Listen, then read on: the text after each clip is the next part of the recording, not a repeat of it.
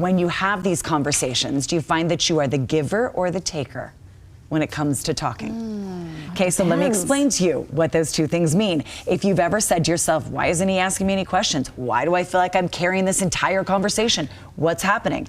This essay from a researcher studied conversations and says it's fascinating why we get frustrated in that back and forth and that give and take.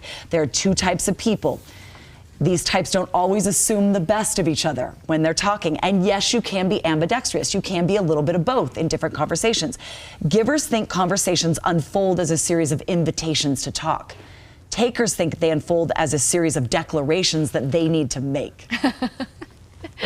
Well, it's funny because hearing that, I can picture different people that I feel do the art of conversation differently. And I think that I'm a different person depending on who I'm interacting with. There's the friends that you know you are going to lean to one or the other a little more. And the answer is you can switch between styles. Again, you can go, okay, in this person, with this conversation, I'm going here, this one I'm going here.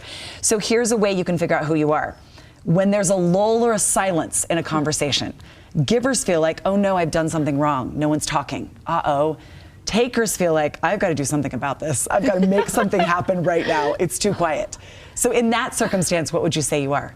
Again, I think it depends on the person, yeah. If I'm with someone I'm really comfortable with, I can sit in the silence. And if not, then maybe I feel like it needs to be filled and I better ask the next question. I'm with you, Dina. This job has made me feel like I have to fill the silence. Like, right, with something. You have to, like, silence is a TV no-no. Like those lulls in moments. Okay, so know your audience when it comes to giving and taking. That's the key. Both of you have said this. Like with different groups of friends, you take different roles on. If asking questions makes someone feel seen, ask the questions.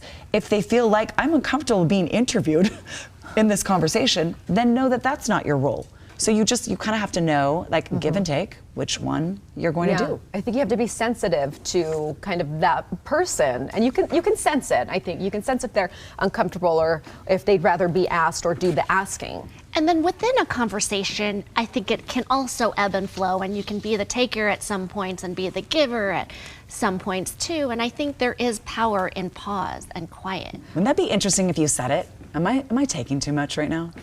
And then see what the other person said and how forthcoming they were. This makes sense though, because I feel like we're similar in the extrovert-introvert thing. We're more in the middle, so it makes sense that we feel like we're adaptable based on the situation. But you, the extrovert through and through, we're going for it. No one's talking, what do we do?